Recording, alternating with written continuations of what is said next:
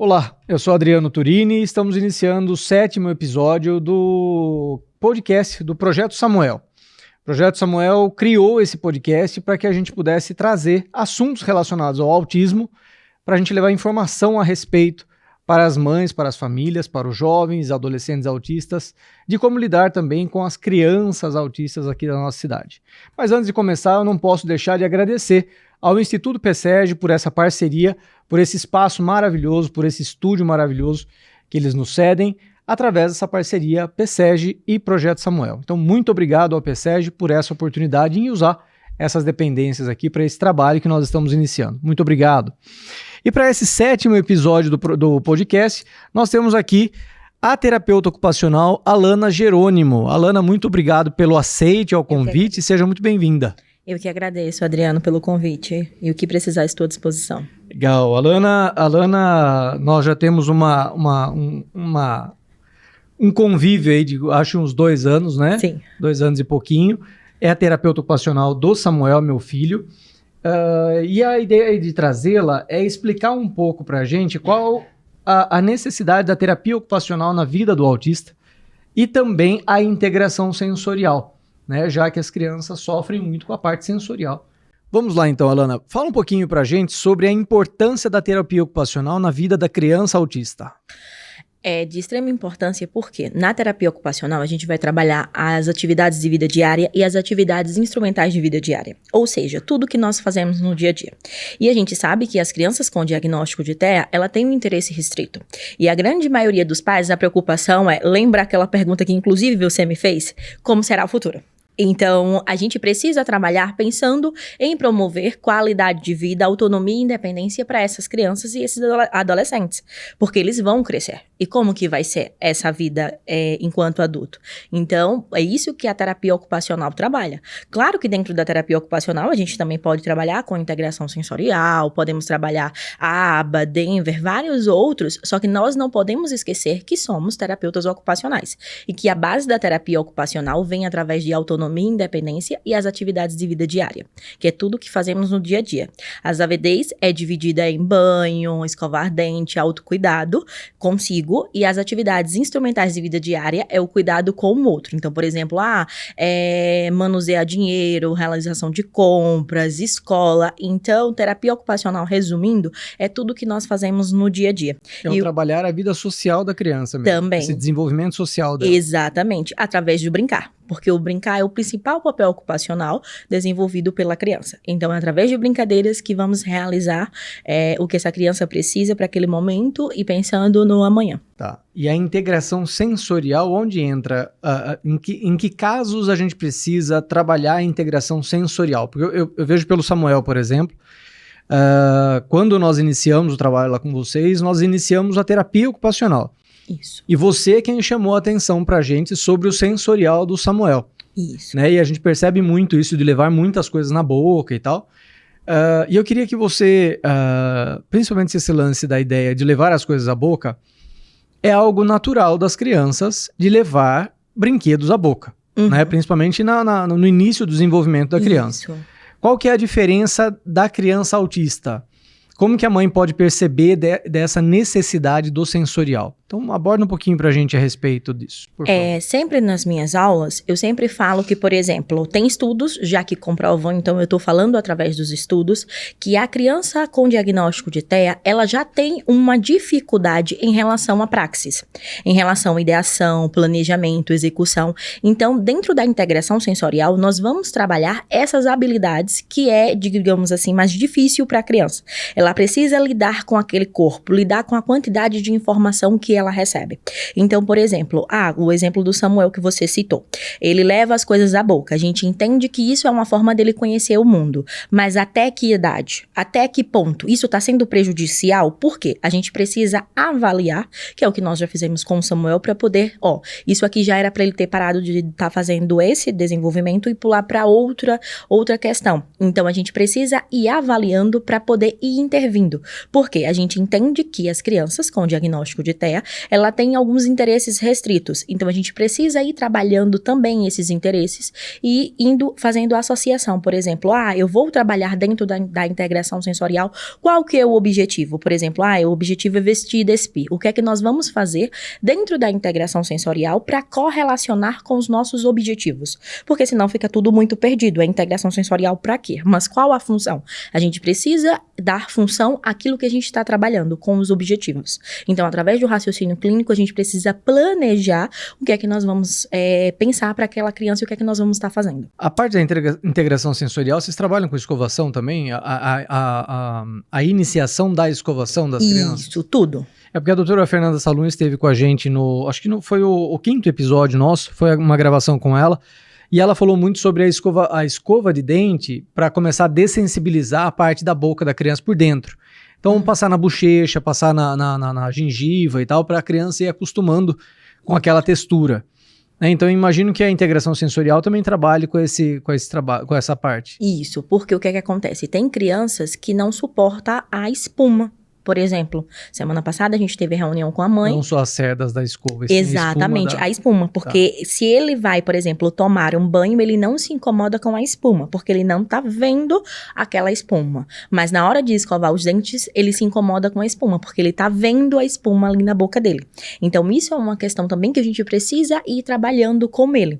Essa questão pra gente poder entender. A gente vai fazer a avaliação, vai poder entender e traçar planejamento. Onde que tá a dificuldade, por quê, qual que é o sistema que está ali afetando, para a gente poder ir trabalhando de maneira adequada e dar uma melhor qualidade de vida. Agora eu vou tocar num assunto que eu sei que, que você trabalha diariamente com isso, né? E é um assunto bem complicado, né? Que são as escolas. Complicado não, tem as dificuldades, né? Então eu queria que você falasse um pouco para a gente como que você vê a relação do autismo e as escolas.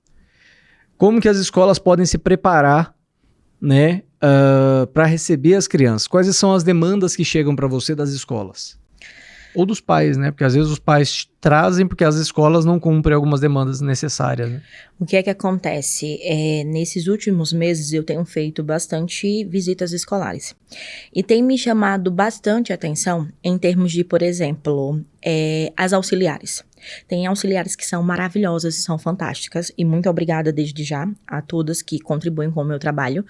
Só que eu sinto que falta uma base em termos de o que eu tô fazendo é certo? Então, isso que eu tô trazendo para vocês... Elas estão às cegas daí, da forma de aplicar. Não é que elas estão às cegas, e sim falta alguma questão em termos de capacitação, em termos de orientação. É isso que tá faltando. Então, isso que eu tô trazendo não é o que eu acho, é o que eu estou vendo, porque eu estou indo nas escolas. Eu estou indo junto, teve já um mês que eu fiquei indo para várias escolas a tarde toda. Então, todas as tardes eu estava, cada dia em uma escola diferente, justamente para fazer uma análise e ajudar aquela auxiliar. Porque, por exemplo, tem crianças que vão chorar. O que é que eu faço? É nesse ponto que elas questionam, tá? Ele tá chorando porque ele tem uma dificuldade de ficar no parque. E o que é que eu faço com essa dificuldade que ele tem de ficar no parque? O que é certo e o que é errado. Se a mãe chega e vê ele chorando, se a mãe chega e vê ele sozinho na sala de aula, entende? Então, assim, precisa de um fundamento, de uma orientação. O que você faz é certo até aqui, daqui diante a gente precisa de orientação. Então, não é por falta de má vontade, pelo contrário. Tem algumas professoras, inclusive, que são, assim, maravilhosas, muito boa no que faz. Só que elas ainda estão perdidas porque... tem muitas crianças com diagnóstico de TEA na escola. E nós sabemos disso. Lá na clínica hoje já passou de 400 crianças semanalmente. E a grande maioria vem de escola pública. E o que é que essas crianças estão fazendo na escola? Essa é a pergunta. Porque elas estão na escola por estar na escola, ou ela está incluída dentro da escola? Na escola não é só a vida diária, né? Exatamente. O convívio social, e sim a parte pedagógica. Isso, né? Ela precisa participar daquele ambiente, ela precisa estar incluída. Agora é o momento, por exemplo, de fazer atividade de pintura. Mas a criança tem dificuldade com tinta, o que é que nós vamos fazer? Ela precisa estar incluída naquele ambiente, porque, por exemplo, você vai chegar na escola, todos os amigos do Samuel, toda a turma dele, dele está fazendo a pintura. E o Samuel tá onde? O Samuel tá no parque. Mas por que ele tá no parque? Muitas vezes, quando você vai fazer esse questionamento, a professora, ela precisa, o auxiliar, ela precisa estar respaldada. Ele tá no parque porque ele se desregulou, ele tá no parque porque ele gosta, e eu dei 5 minutos para ele respirar. Ele tá no parque porque ele não aguentou o barulho, então o que a gente vai pensar em termos de um abafador para ele? É o quê? Então, é isso muitas vezes que os pais estão me trazendo e que eu também estou pensando junto com a escola. Porque para a criança estar inserida no ambiente escolar, é muito fácil, digamos assim. Desculpa, fácil no bom sentido de estar junto. Mas para a criança estar incluída dentro da escola, ela precisa de algumas adaptações. Tem a questão de barulho, tem a questão de interesse, tem crianças que têm, sabem, digamos assim, muito mais assunto determinado, tem um interesse restrito. Então, como que a gente faz para acessar essa criança? Isso que a gente tem que pensar. Porque só de estar na escola, tá tranquilo. Mas ela tá participando da escola? A professora sabe lidar com uma crise dela? A professora sabe lidar com uma frustração? Isso que a gente precisa pensar. E que nós precisamos, sim, de ajuda com as escolas. Porque não é fácil. Tem muitas crianças lá na clínica que tá de 1 para 1, uma terapeuta e uma criança. E já é difícil. E a gente precisa olhar muito mais para essas escolas. Olhar muito mais para esses cuidadores. Que no caso são os auxiliares, olhar muito mais para os professores. Porque tem professor que me traz, Alana, eu já tentei de tudo e eu não consigo acessar essa criança. Então já imaginou a frustração que esse professor fica de tentar acessar aquela criança e não conseguir? Então, a gente precisa ter um olhar mais ampliado para essa educação. Porque hoje são crianças e depois eles vão estar avançando. Essa criança tem capacidade cognitiva para estar avançando? É esse meu questionamento. Porque tem crianças que tá comigo hoje que eu pedi uma regressão escolar. Não foi aceita com os bons olhos, mas peraí.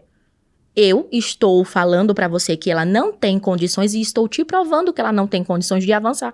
Porque se hoje ela tem um interesse restrito, ela não tem comunicação, ela não desfraudou ainda, por que é que tem várias coisas, ela não sabe nem pegar no lápis? Por que é que eu vou antecipar ela? Qual o sofrimento que eu vou estar causando na vida dessa criança? Então, isso tudo a gente precisa...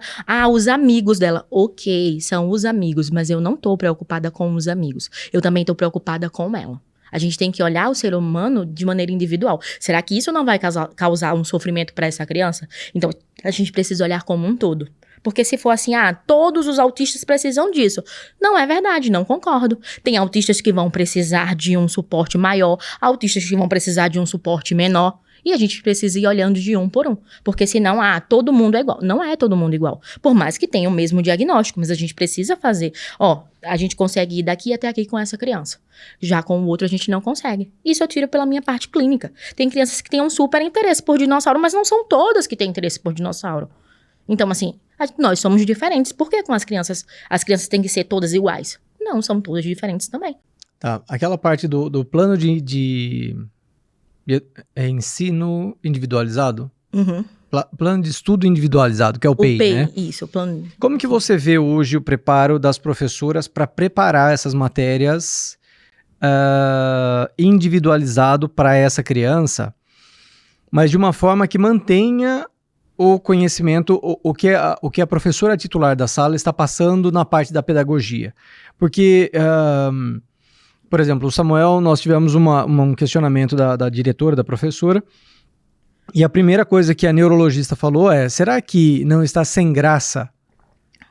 Ou seja, será que eles não estão conseguindo fazer a avaliação de qual é o desenvolvimento do Samuel? Porque o Samuel hoje não, né, ele ainda não fala. Eu acho que o termo não verbal já não é mais correto de ser utilizado, mas né, ele não fala, depois você me corrige o termo.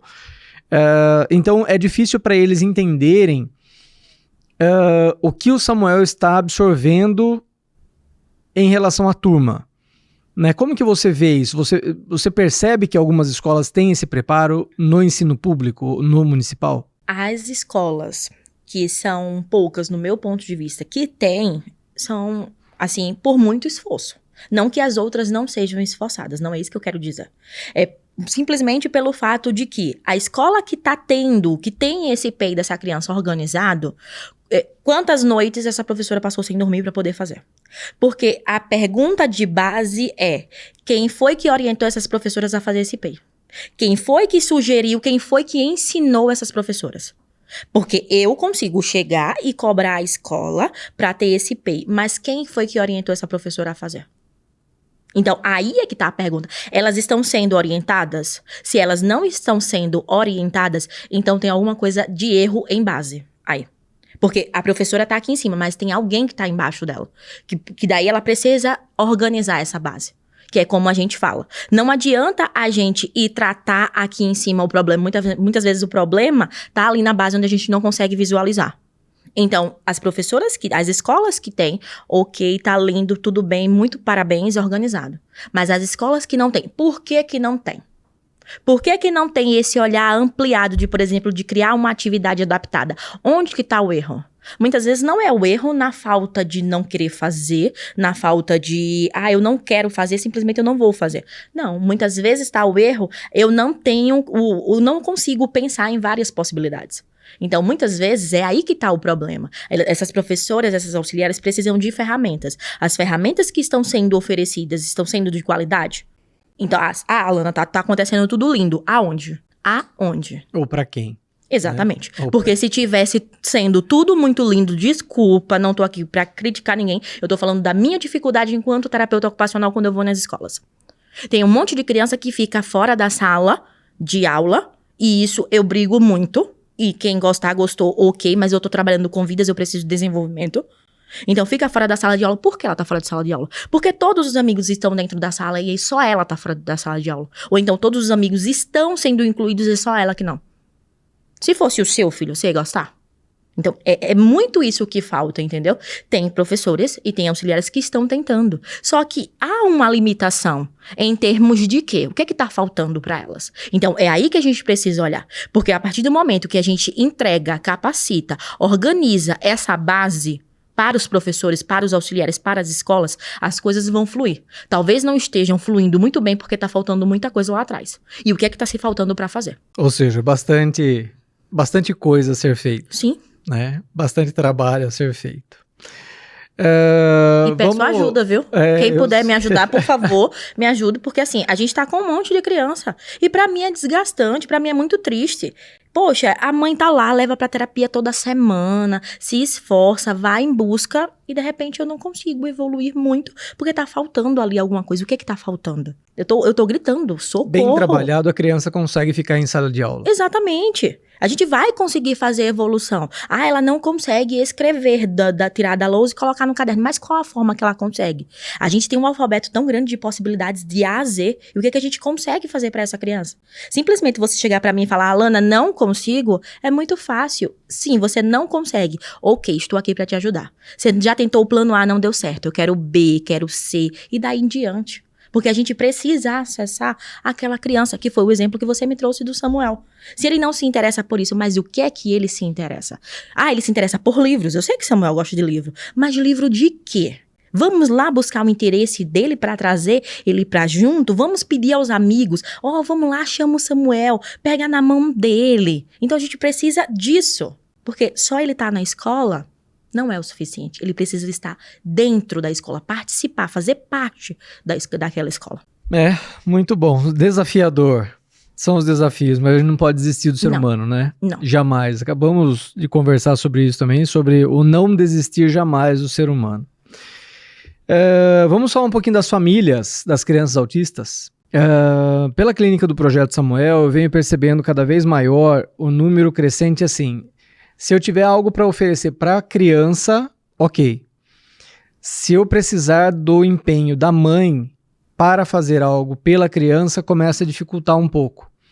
Claro que tem mães que são guerreiras, assim, eu sempre falo de duas, né, que são notórios, assim, a forma que lida, que são duas mães lá do projeto, tem 3 filhos autistas, né, e a forma que elas conseguem fazer as crianças se desenvolver. Né, sempre conversando com as terapeutas e tal, sempre conversando com as equipes que trabalham com ela, com a gente também, com os médicos. Então, eu queria que você falasse um pouco pra gente, por exemplo, daquela família que depende hoje 100% do SUS. Né? Então, é uma criança que não está em tratamento, ela não tem um especialista acompanhando ela, mas a família consegue se dedicar um tempo para ajudar essa criança. Como que você vê hoje a continuidade, assim, tanto da família que não tem nenhum tratamento e da família que tem as clínicas, mas chamar essa atenção de que o tratamento da criança precisa muito da família. Sim. A família não é só clínica, Não. né? Não é só escola. O papel da família é fundamental, né, no desenvolvimento dessa criança. Exatamente. A família agrega em tudo. Então, assim, eu sempre falo, a tríade tem que funcionar muito bem. A terapia, escola e família. Se essa relação, por algum motivo, não está fluindo, algum outro vai estar sendo afetado. Então, que seja a escola, que seja a família ou que seja a terapia. As relações precisam estar conectadas. Porque eu não consigo fazer tudo enquanto clínica. Essa criança precisa estar inserida em outros ambientes. Essa criança também precisa fazer outras atividades. Inclusive, quando eu tive reunião com a Fernanda, sua esposa, a gente desenhou o planejamento do Samuel para, por exemplo, o tempo que ela vai brincar com o Samuel. Porque isso é de extrema importância, porque eu tô falando de uma parceria ali entre mãe e filho. É através dessa brincadeira que ela vai chegar e vai dizer, isso aqui não tá indo tão bem assim. Isso aqui é da terapia ocupacional. Eu vou falar com a Alana o porquê que tá acontecendo isso. Porque é através da repetição que a criança aprende. Através da brincadeira que a criança se engaja. Então, a gente precisa estimular a família também a participar desse processo. Porque não é somente, eu levei na clínica e vou esperar que a criança faça tudo, não. Essa criança também precisa estar inserida na escola. Essa criança também precisa ter um momento de ir ao parque, um momento de não fazer nada às vezes, porque tem crianças que estão com uma rotina tão comprometida que ela não tem nem tempo de ser criança e ela precisa. E onde está o papel da família? Porque eu vou caminhar até certo ponto. Tem outros pontos que eu não vou conseguir caminhar porque eu preciso da família. Por exemplo, digamos assim, tem questão de seletividade alimentar. Eu preciso que ele coma frutas. E na avaliação a gente pergunta, em casa tem frutas? Não, lá em casa ninguém come frutas. Peraí. Como que eu consigo trabalhar frutas se ele não tem aquela questão em casa? Então, isso a gente precisa ir caminhando junto. Eu preciso de autonomia e independência. Tá, você deixa ele fazer o que sozinho? Nada.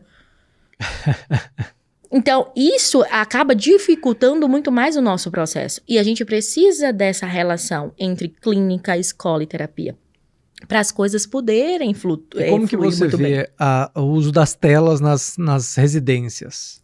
O tempo que as crianças passam, principalmente em desenhos. Porque eu vejo que assim, por exemplo, em casa nós temos 5 filhos, né? 2 já 14 e 10, e 3, né, que são os gêmeos, Sara e Samuel com 4 anos e a Aimee com 2.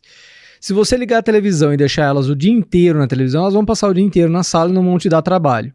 Isso. Né? Mas nós adotamos uma prática lá de desligar a televisão depois de um tempo, que nós achamos interessante, e deixar com que eles brinquem. Só que assim, a nossa casa é temporariamente decorada por crianças. Ótimo. Né? E a gente percebe que tem uma interação, por exemplo, Samuel, ele não interage como as crianças típicas. Uhum. Mas quando as duas começam a provocá-lo, brincar com ele corresponde com a brincadeira. Sim.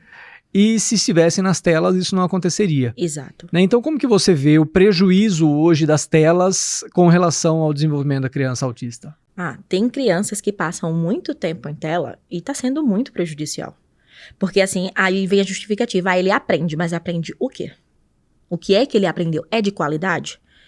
Poxa, olha o quanto é rico você desligar a televisão da sua casa para as 3 crianças brincarem. Olha o quanto o Samuel está aprendendo com os irmãos.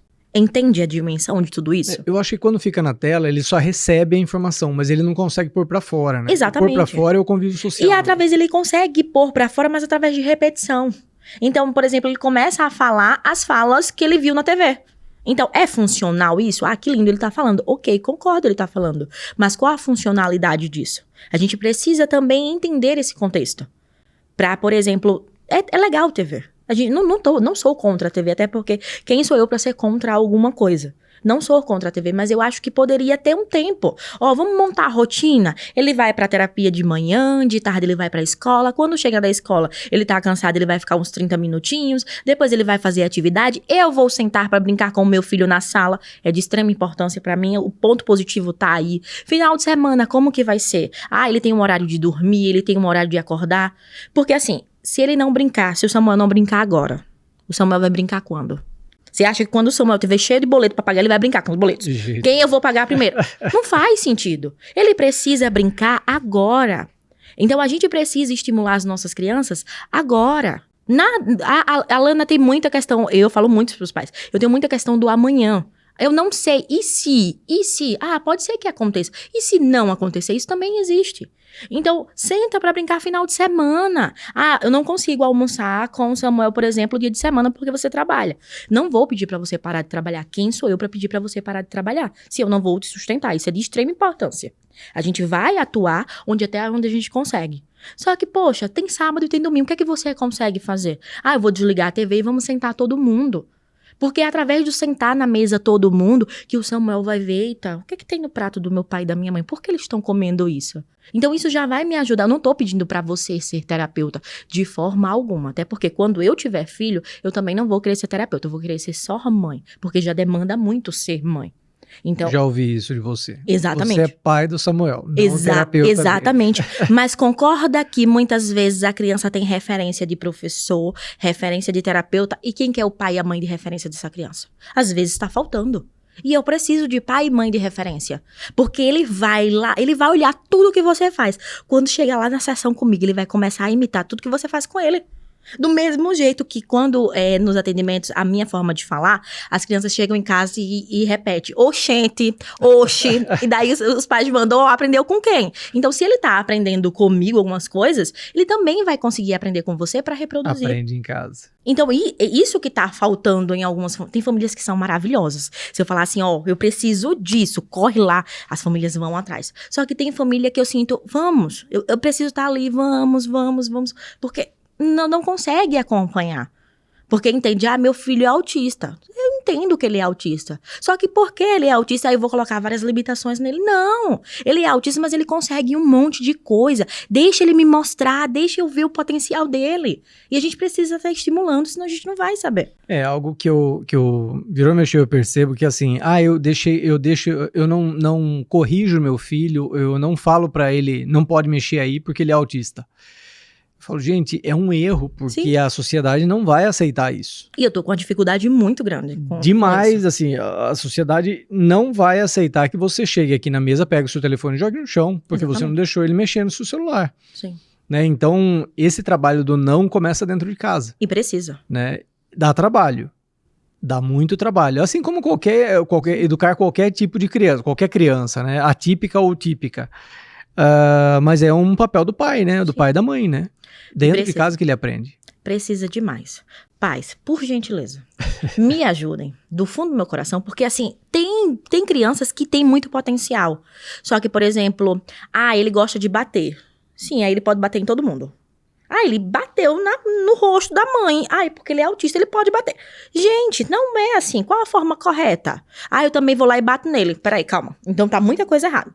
Ele tá batendo porque ele também tá apanhando. Então a gente vai tentar corrigir. A gente também precisa, como eu tô falando em alguns casos, a gente precisa de alguns pais, curso de pais. Seria interessante. Não é que ele tá criando da forma errada. É para que ele entenda que o filho dele também tem potencial. E que ele não veja somente aquela criança, ele tem autismo. Então daí ele pode tudo. Ele pode tudo até certo ponto. Tem certo ponto que ninguém pode. Certo ponto, respeito. Isso eu tenho falado muito com os pais lá na clínica. Ele é autista, ele não entende que eu sou a mãe dele. Entende. Mas ele tem que entender. Se ele não entende agora, a gente vai trabalhar para que ele entenda que você é a mãe, que mãe a gente respeita. Não é porque ele é autista que ele não pode respeitar. Não, a gente vai ensinar ele. Isso é questão de base. Então, tem algumas coisas nesse sentido que tá se perdendo. Porque daí ele vai crescer e, eu posso fazer tudo. Você não pode fazer tudo, independente de quem for você. Tem coisas que a gente pode, tem outras coisas que é lei. A gente precisa respeitar. Então, o que a gente pode fazer? Isso a gente pode. Então, a gente ensina as crianças também dessa forma. Só que isso eu sinto um pouco de dificuldade, não com todos os pais. Mas com alguns pais eu preciso, vem cá. Não dá pra acontecer isso. Não dá, não pode. Porque ele vai crescer fazendo tudo. E desculpa, ele não vai poder. Então quem for contrariar, ele vai lá e vai bater. Pode bater em todo mundo? Pode bater pra começo de história? Então, isso que a gente precisa trabalhar com os pais, com as crianças, pra daí a gente conseguir ter evolução. Vamos falar um pouco sobre a evolução. E quando nós partimos da criança de 12, e falamos de adolescente, pré-adolescente, adolescentes e adultos. Né? Nós fizemos uma palestra aqui no PSEG esses dias falando sobre o autismo e o mercado de trabalho. Né? E foi trazida uma informação assim, a respeito da quantidade de adultos e adolescentes que entram em estado depressivo por não conseguir ser inserido no mercado de trabalho. Né? Mas são pessoas que têm habilidades assim, fantásticas, que até para as empresas seria muito importante ter um funcionário assim. Só precisa saber como lidar com a dificuldade do convívio social. Como que você vê o autismo hoje para o adolescente e adulto aqui? Não só em Piracicaba, né? Mas como que você vê? Uma dificuldade muito grande em conseguir tratamento. Porque, por exemplo, a clínica está focada em atender, digamos assim, 12, 13, 14 anos. E depois vão para onde? Então, isso também é um assunto que eu tenho trabalhado muito com os pais. Se a gente não fizer hoje, quando que nós vamos fazer? Porque qual que é o profissional que atende 20 anos? Onde está esse profissional que atende? Eu atendo 20 anos, diagnóstico de autismo nível 2, digamos assim, de suporte. Ele está onde? Eu conheço alguns que atendem, mas não são todos. Como que está essa fila de espera gigantesca? Então, tem adultos que têm habilidades, assim, fantásticas. E por que esses adultos não estão trabalhando? Onde que tá esses adultos? A gente precisa trazer esses adultos para o nosso convívio, como você falou. Para as empresas, a gente precisa trazer. Porque tem crianças que estão lá comigo hoje que eu faço, gente, esse menino aqui vai ser um ótimo engenheiro. Ele planejou, ele foi desenhar, ele falou, por que você colocou isso aqui, essa tirolesa aqui e não colocou ali? E daí eu comecei a pensar, a forma que ele estava desenhando a sala... arquiteto, engenheiro, e fala, por que o menino tá falando pra mim e você não falou? Eu falei, amor, é porque tia Alana é terapeuta ocupacional, tia Alana não conseguiu pensar nisso ainda. Então, a gente tem muitos profissionais muito bons. E por que a gente não tá dando oportunidade para esses profissionais? Por que a gente não tá abrindo as portas para esses profissionais? Onde que tá o nosso erro enquanto ser humano também? Porque as crianças que a gente tem hoje vão crescer e elas vão para onde? O que eu tenho visto muito para adolescentes e adultos é a avaliação neuropsicológica. Só que isso a gente só consegue em clínicas particulares ou então plano de saúde, mas eu acho que são muito restritos às ocasiões que se consegue. O psicólogo consegue fazer essa abordagem, essa avaliação, esse auxílio, ou qual que é o tratamento direcionado para jovens e adultos daí? Desde que ele tenha qualificação. Voltado para a TEA. Formação, que ele consiga entender e fazer uma avaliação de maneira correta. Então, tem psicólogos que são psíquicos e que atendem na área da psicologia e que não fazem avaliação. Tem neuropsicólogos que já conseguem fazer a avaliação. Tá. Então, pelo menos dentro da forma que eu atuo, que eu conheço e que eu tenho recebido algumas avaliações, são os neuropsicólogos que têm feito bastante. Não sei se outra área, se conhecer e eu não souber, por gentileza me fale, porque daí já foge um pouquinho da porque eu sei que é bem restrito, né? E assim, como né, hoje a gente vê um número crescente de crianças sendo diagnosticadas com autismo. E até alguns candidatos, por exemplo, vereador, prefeito, fizeram contato com a gente e mandaram algumas propostas para a gente analisar, ver, dar sugestões e tal. E sempre focado de 0 a 6, de 0 a 6, de 0 a 6. Eu falo, gente, existe autismo pós 7 anos. Claro. Né? Então a gente precisa dar continuidade nesse tratamento. Eu falei, algo que nós não estamos observando é que essas crianças estão crescendo. Exato. Eu comecei o tratamento do Samuel com 2, hoje já está com 4. Mas daqui a pouco vai estar com 10, e 15, e 18, e assim, nós não somos eternos, né? Então os pais, a gente precisa preparar essas crianças para o mundo. E principalmente preparar a sociedade para receber eles. Exato. Né? Porque a gente percebe, eu venho tendo alguns vídeos que eu venho acompanhando na internet, de empresas que perceberam isso. Até teve uma empresa que é coisa de lavar carros e tal, como são detalhistas, né? Foi um pai que montou esse lava rápido para carros ali, acho que foi nos Estados Unidos que eu vi, por conta do filho. O filho gostava de ficar limpando o carro do pai e ele era minucioso nos detalhes. E ele buscou características parecidas. E ele contratou 4 ou 5 autistas e o corpo de funcionários dele são só jovens autistas.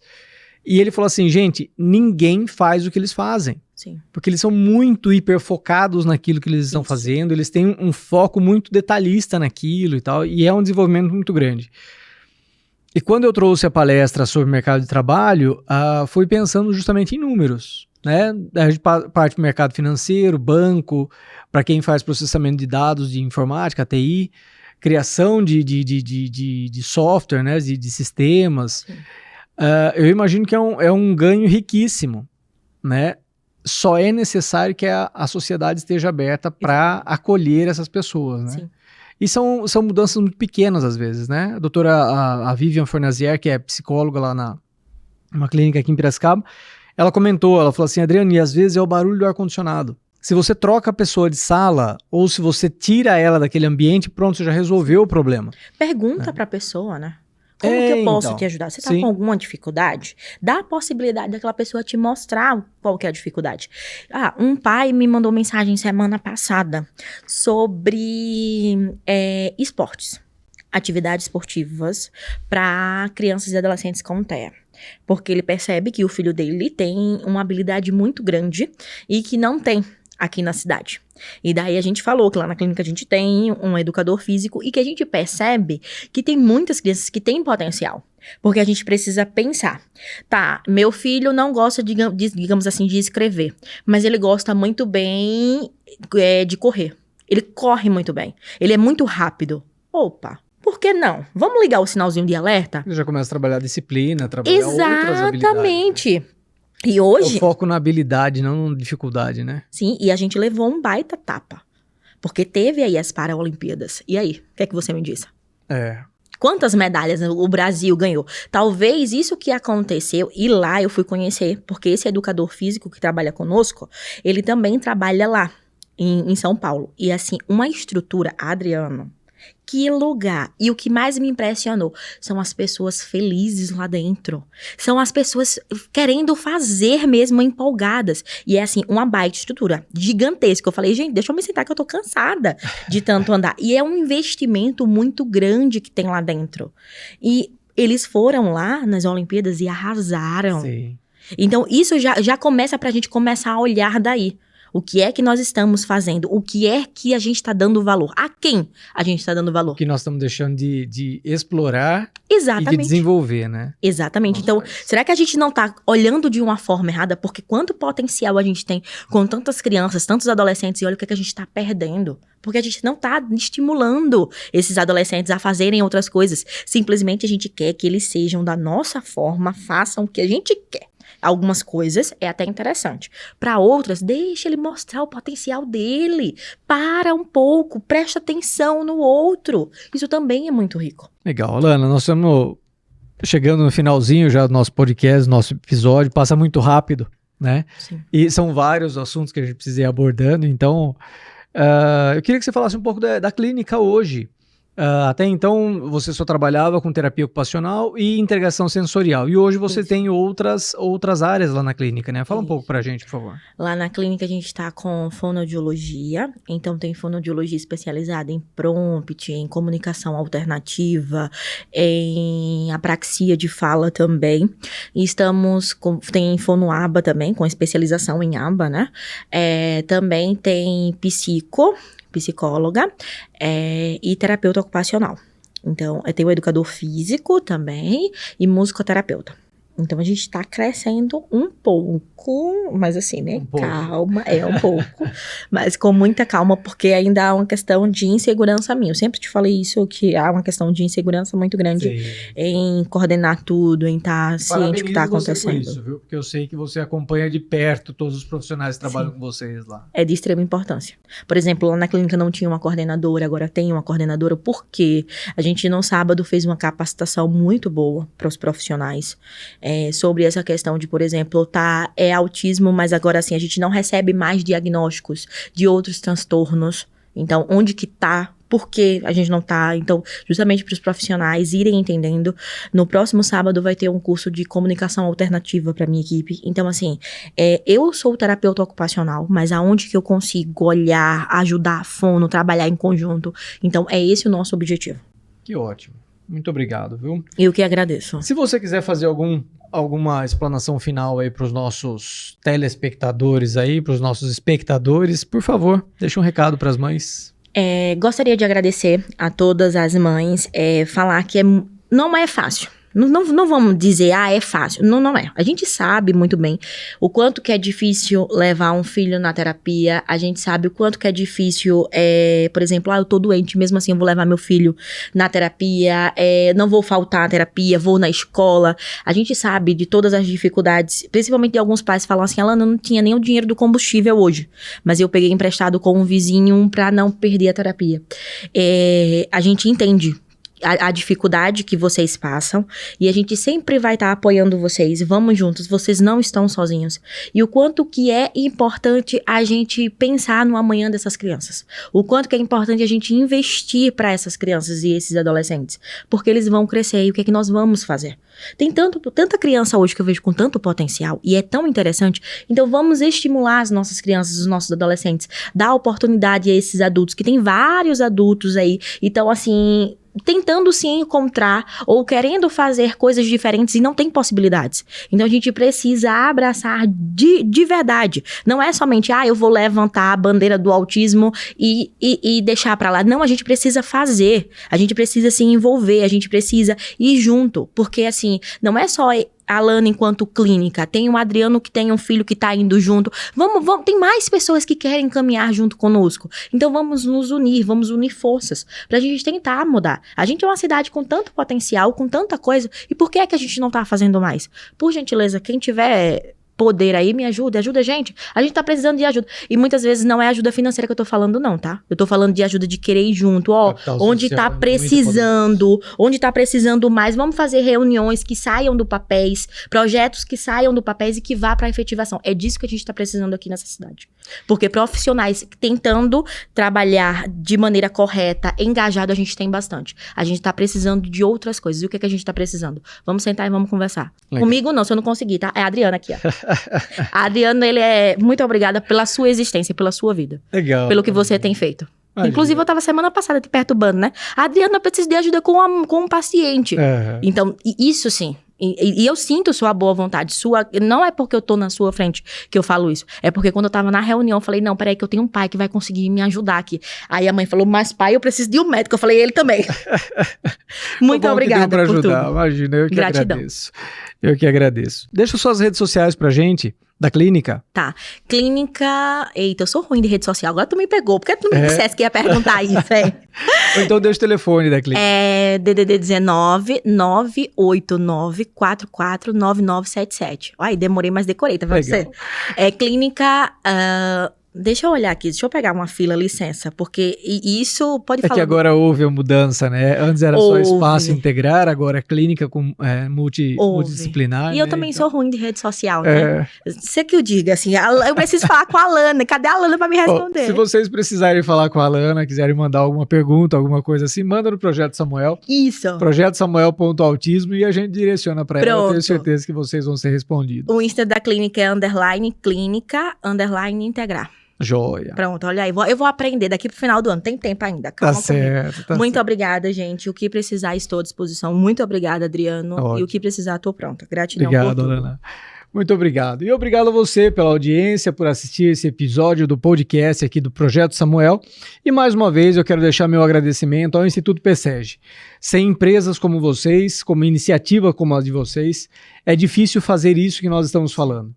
Quando nós temos a iniciativa privada que nos apoia, eu tenho certeza que a gente consegue fazer muito mais pela nossa sociedade, pelas nossas crianças e principalmente pelas famílias. Então, ao PSEG, nosso muito obrigado. E a você, mais uma vez, que assistiu esse episódio. Fique com Deus, muito obrigado pela sua audiência e até o próximo episódio. Obrigada.